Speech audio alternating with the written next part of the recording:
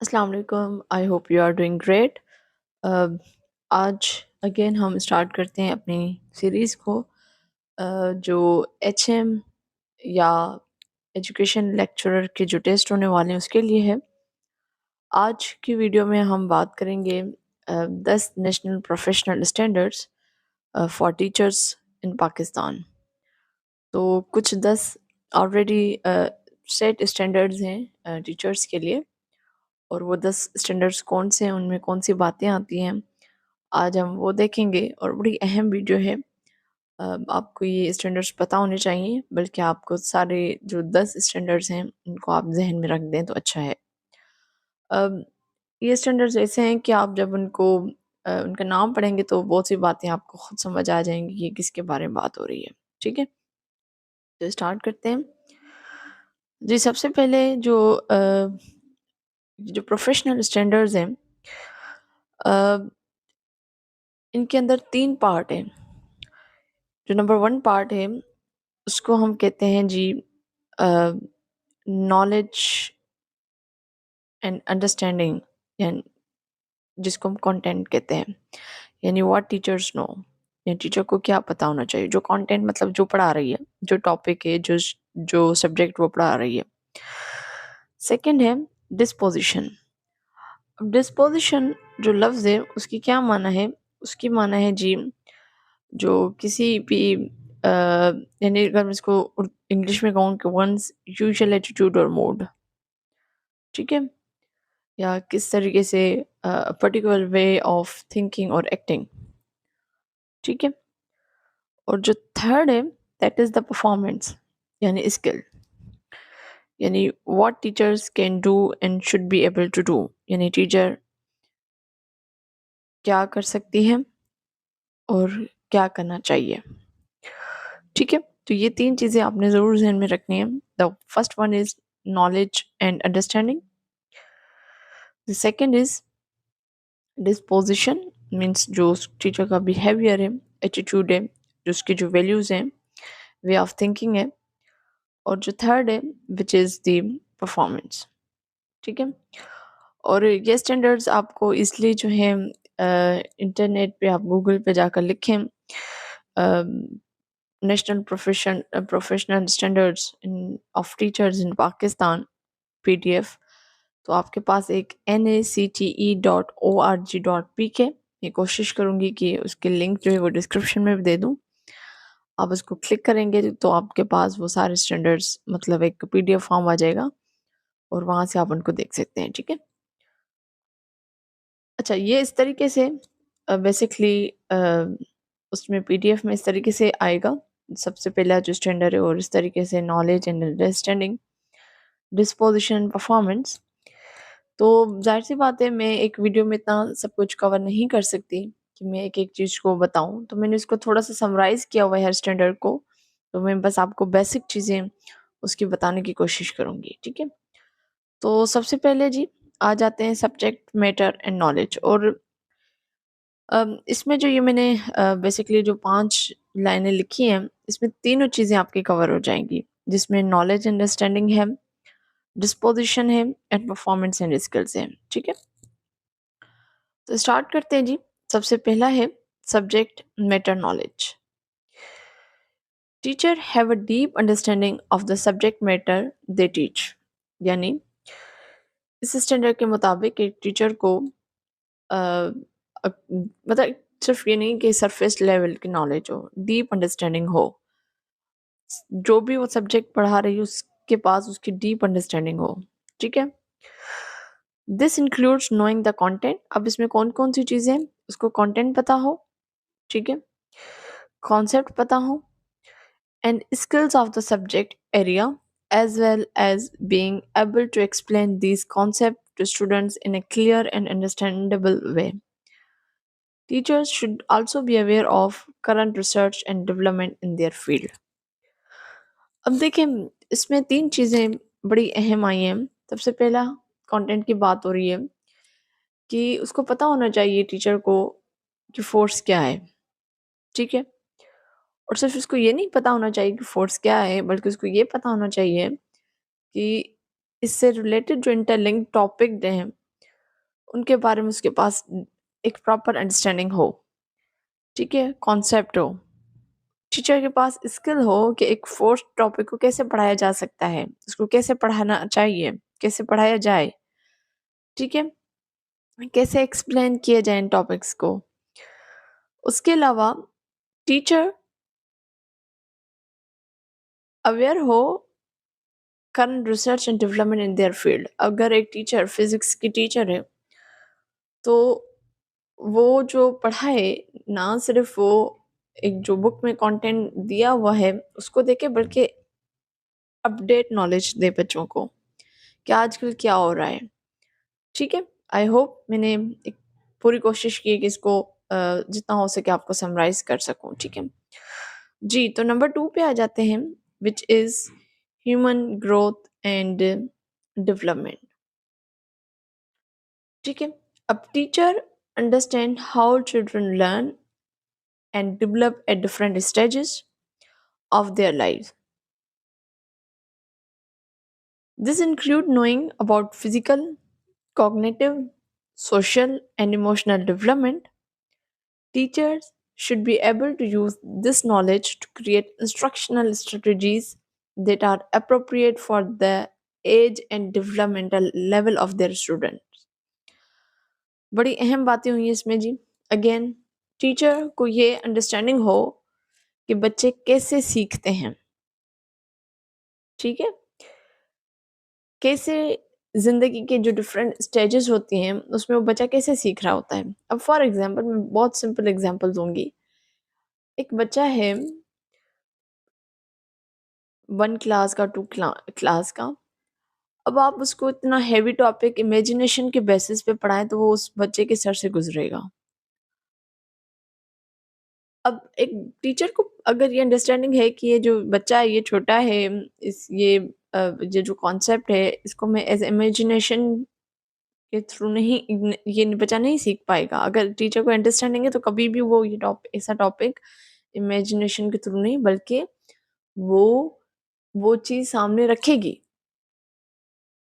वो टीचर सामने रखकर उस बच्चे को कॉन्सेप्ट देगी कि जी हाँ ये इस तरीके से ये चीज़ हो रही है, ठीक है। उसके अलावा this include about physical, cognitive, social and emotional development. अब देखिए बच्चे की जो होलिस्टिक डेवलपमेंट हो रही होती है, होलिस्टिक मतलब कंप्लीट, उसमें बच्चा बढ़ भी रहा है फिजिकली, उसकी कॉग्निटिव यानी उसका ब्रेन जो है सोचने की सलाहियत वो भी बढ़ रही है, वो उठ बैठ रहा है, लोगों से मिलजोल कर रहा है, ग्रुप एक्टिविटीज़ कर रहा है, तो सोशल उसकी बॉन्डिंग हो रही है। इमोशनल डेवलपमेंट हो, आप ऐसी एक्सरसाइज एक्टिविटीज़ करवाएं जिसमें बच्चा हार रहा है, जीत रहा है, कंपटीशन हो रहा है, तो वो एक इमोशनल वो एक्सेप्ट कर पा रहा है, नहीं कर पा रहा। ये बहुत सी चीज़ें बड़ी अहम होती हैं। आपको बहुत बहुत ऐसे लग रहा होता है कि ये बड़ी आसान सी हैं, लेकिन ये बड़ी अहम होती हैं, ठीक है। Teachers should be able to use this knowledge to create instructional studies. अब एक टीचर को जब पता है कि मुझे होलिस्टिक डेवलपमेंट में कैसे करवा सकती हूँ, तो वो इंस्ट्रक्शनल स्ट्रेटजीज़ मतलब अपनी जो प्लानिंग है टीचिंग की, वो वैसी ही करेगी, वो उसी तरीके से लेकर चलेगी।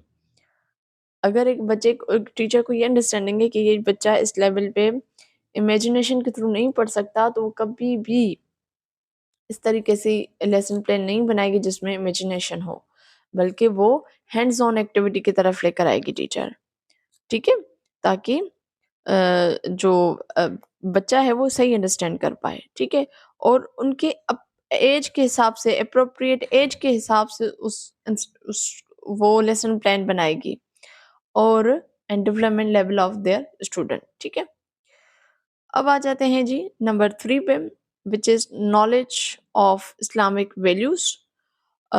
एथिकल वैल्यूज़ भी कहें, सोशल लाइफ स्किल्स भी कहें, ठीक है, बड़ा अहम है ये। Teachers have a strong understanding of Islamic value and how they can be integrated into teaching and learning. This include knowing about the principle of Islam as well as the Quran and Hadith. Teachers should be able to create a classroom environment that is respectful of Islamic values and that promote understanding and tolerance. ठीक है? अब देखिए, इसमें आप ये भी कह सकते हैं कि टीचर ये सब क्यों कर चलिए इसको लाइन बाय लाइन हम इसको डिस्कस करते हैं। टीचर को एक प्रॉपर इस्लामिक वैल्यूज़ का पता हो और सिर्फ पता ना हो, बल्कि उनको इम्प्लीमेंट भी करें, ठीक है? अपने टीचिंग लर्निंग प्रोसेस में इंक्लूड करें। नमाज़, एथिक्स, ये ईमान, इन सब को अ, कुरान सुन्ना के रोशनी में, ठीक है? उसमें फिर बच्चे जो है equality, justice, brotherhood, balance, tolerance ये सारी चीज़ें सीखते हैं। अगर एक टीचर को ही नहीं पता होगा इस्लाम, प्रिंसिपल ऑफ इस्लाम्स नहीं पता, तो वो फिर बच्चों में कैसे इंटीग्रेट करेगी? और जो वो बच्चों में इंटीग्रेट नहीं करेगी तो ज़ाहिर-सी बात है, फॉर एग्ज़ाम्पल एक सिंपल सा एग्ज़ाम्पल हम ले लें, झूठ का ले लेते हैं हम। तो उस क्लास में फिर अगर एक टीचर इस चीज़ की इम्पोर्टेंट नहीं देख रहे कि झूठ बोलना गुनाह है, नहीं बोलना चाहिए।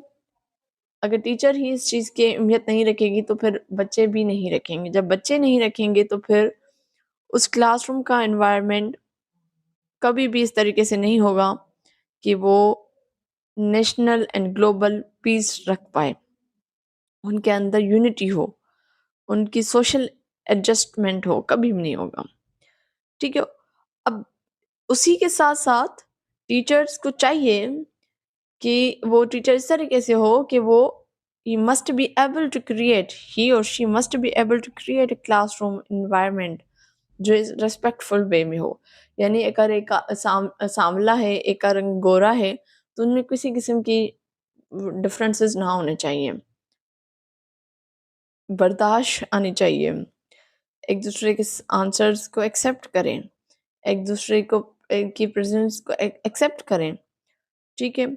अ, एक मुस्लिम है, नॉन मुस्लिम है, वो आपस में उनको बिठाएँ, उनको इस तरीके से करें, ठीक है? आई होप पॉइंट क्लियर होगा। उसके अलावा आ जाएँ जी नंबर 4 की तरफ, which is instructional instructional planning and strategies. बड़ा अहम है। Teacher can develop and implement effective instructional plans and strategies that meet the need of all learners. This includes setting clear learning objectives, selecting appropriate instructional materials, and using a variety of teaching methods. Teachers should also be able to differentiate instructions to meet the need of individual students. बड़ा अहम है। Teacher को ये अंदाज़ा होना चाहिए कि हर बच्चा सेम नहीं है। कोई फ़ास्ट लर्नर है, कोई स्लो लर्नर है, कोई मॉडरेट है। तो आप एक ही दवाई सबके लिए नहीं हो सकती। आपको मिक्स करके दवाई को एक फ़ॉर्मूला बनाना पड़ेगा।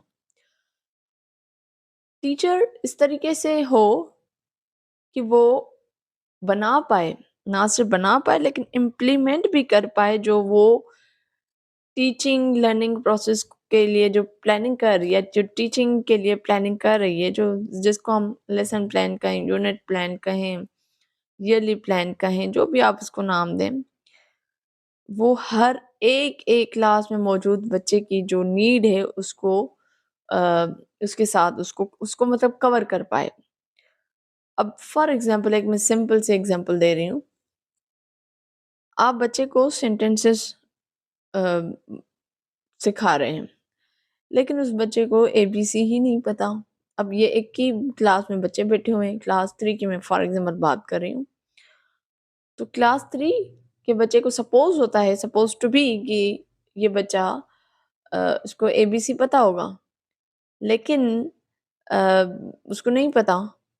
अब उसी क्लास में ऐसा बच्चा है जिसको एबीसी नहीं आ रही, दूसरा बच्चा जिसको एबीसी तो आ रही है लेकिन वर्ड्स का नहीं पता। और तीसरा बच्चा है जिसको एबीसी भी आ रही है, वर्ड्स का भी पता है और वो ईज़िली सेंटेंस भी बना लेता है। तो ये तीनों टाइप के बच्चे आपकी क्लास में हैं। अब आपने इनको कैसे एक ही लेसन में आप इनकी नीड्स को कैसे कंप्लीट करते हैं? तो ये टीचर में होनी चाहिए। उसके अलावा क्लियर ऑब्जेक्ट्स ऑब्जेक्टिव्स जो हैं वो बेसिकली आपने learning objectives student learning objectives set करने हैं। उसके लिए जो आपने ऑब्जेक्टिव्स तो सेट कर लिए, अब आपने अचीव कैसे करने उन ऑब्जेक्टिव्स को, उसके लिए ज़ाहिर-सी बात है आपने कोई ना कोई एप्रोप्रिएट इंस्ट्रक्शनल स्ट्रेटजीज़ बनाई होंगी, ठीक है? तो जिसके लिए उसके अलावा टीचर को बल्कि अपने जो टीचिंग टेक्निक्स हैं वो ना सिर्फ बनाए बल्कि मॉडिफाई भी करे, मटेरियल्स बनाए ताकि एनवायरनमेंट ऐसा क्रिएट करे जो स्टूडेंट्स को लर्निंग में हेल्प करे। अब आते हैं जी नंबर 5 की तरफ, विच इज़ असेसमेंट। बड़ा अहम है, ठीक है? असेसमेंट यानी देखिए एक टीचिंग के लिए लेसन प्लान हम बनाते हैं तो उसके 3 एरियाज़ होते हैं बड़े अहम। नंबर 1 होता है आपका SLO, student learning objectives. Second होता है एक्टिविटीज़ और थर्ड जो होता है वो असेसमेंट होती है जो बड़ी अहम है। Teacher can use a variety of assessment technique to measure students learning progress. This include formative and summative assessment as well as standardized and non-standardized tests. Teachers should be able to use assessment data to inform their instructions and to identify students who are struggling and excelling. अब देखें teacher ने पढ़ा लिया, अब बारी है कि ये देखना कि टीचर बच्चे ने कितना सीखा, सीखा भी नहीं सीखा। तो जो टीचर ने ये मेजर जब करना है कि बच्चे ने सीखा कि नहीं सीखा, उसके लिए ये नहीं है कि एक ही तरीका हो, उसके लिए variety of assessment techniques teacher use करे, उसको आनी चाहिए यूज़ करना, ठीक है? ताकि स्टूडेंट्स की जो प्रोग्रेस है उसका पता चल सके।